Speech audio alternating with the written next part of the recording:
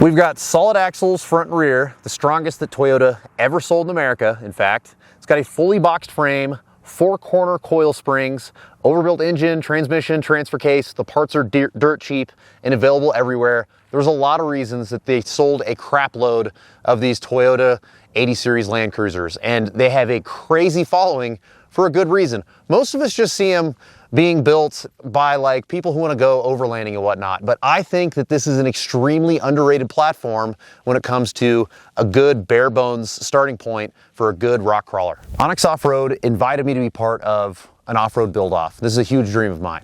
So we have 15 grand to build some, that's including the price of the vehicle, to build something that's capable of going on like ultimate adventure. A really hard, you know, well-rounded off-road challenge that makes sure you have to be on the street, you have to be on hard trails, you're gonna be camping out of it, living out of it for a week. And I couldn't think of any better platform to start with. I could have started with anything, but out of all the research that I did, the 80 series Land Cruiser stood out, and this is why.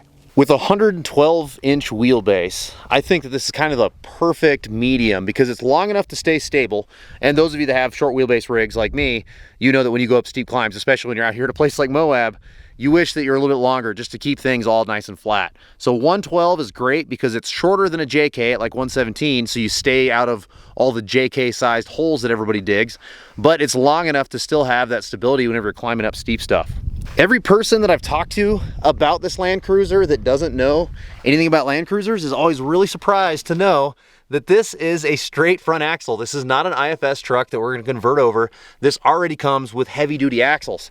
And the axles that come in this are the strongest axles that you can get in a Toyota. It's got the biggest ring gear. The rear is full float, which is just so wild that you can get a mommy mobile that has a full float rear axle, and a lot of people put 37s on these and wheel them in stock form. Now let's talk about the frame. Frame is very important to me. You've seen me talk about frames in past builds, and this is all, it's gonna be so hard to see, but it's all boxed under there. This is not a C-channel frame. This makes it nice and rigid. This is a great place to start.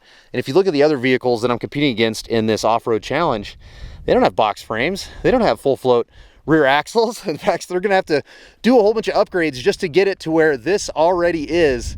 And that's one of the things that I find so interesting, and something that was such a big selling point for me when I was looking for a rig, is the fact that there's all these upgrades that other people have to do that this just comes with stock. Come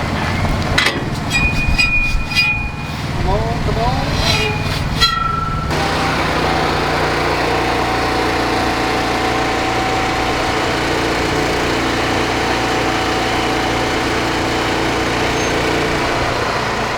As you can see, we've got 4-corner coil suspension from the factory. The rear is a 4-link from the factory, and the front is a radius arm. And I cheated. Whenever we wheeled these up in Rimrock, or not Rimrock, what is it, Moab Rim on Sunday, as soon as I got there, I chopped our front and rear sway bars in half, and with the front being a radius arm, I pulled the front bolt out in order to give us extra flex, because radius arms love to bind. So I wanted to make sure I could get the most flex out of a stock vehicle as I possibly could. So I'd say, all in all, for a starting point, this ain't bad, but once we trim it out and we use the stock suspension in 39s, I think it's gonna be super capable. Unfortunately, this old Land Cruiser isn't all peachy. You know, it's got its problems just like any other 4x4 that's ever been made, any car that's ever been made. But I think that out of the box, I have got the best starting point of anybody else in this competition when you just look at it from like a parts perspective. Also, unfortunately, it's so ugly it hurts my feelings. This might be the ugliest vehicle I've ever owned, and I own a Jeep Gladiator, which I also think is one of the most ugly vehicles ever made. But I own these vehicles not because they're pretty, I own them because they've got great parts and they punch way above their weight class. All right, it's a good looking hood prop there. Thanks. So the motor is a 4.5 liter that makes 215 horse and 275 foot-pounds of torque, which I think is really respectable actually for a vehicle of this age. However, it does go through a pretty old school automatic. Pretty much every automatic from every manufacturer in this era, it requires a lot of power in order to turn the tires. So you lose a lot of that, and it does not feel very fast when you're driving it down the highway. However, it does have a very big, very overbuilt automatic transmission and a very big, very overbuilt transfer case, which makes something that looks like such a grocery getter an absolute wolf in sheep's clothing. When you look at how overbuilt all the drivetrain is, and then you look at all this goofy plastic crap they put all over it to make it look like it's luxury. It's no wonder that so many people don't know about these rigs and how strong they are. The basic build plan is to throw a set of 39s on this no lift, because I think the best part about this build is the fact that it's so good out of the box. I don't want to have to put 1-tons on it. 1-tons are awesome, but I want to use as much Toyota as possible to prove that I chose the best vehicle out of the 3 teams. So if you want to help us take this Toyota Land Cruiser to Ultimate Adventure, because that's what the whole goal is with this series. The winner gets to go to Ultimate Adventure. Then you can go on Onx's website. You can vote for me once a day, me and Ed Shin, Team Dumpster Fire, and you can get this thing to Ultimate Adventure. So Ed and I can make an awesome video for you behind the scenes.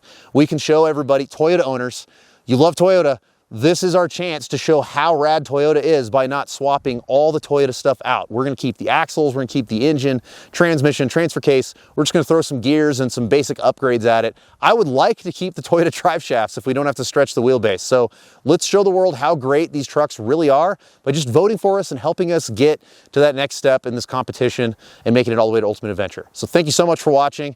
We'll see you next time.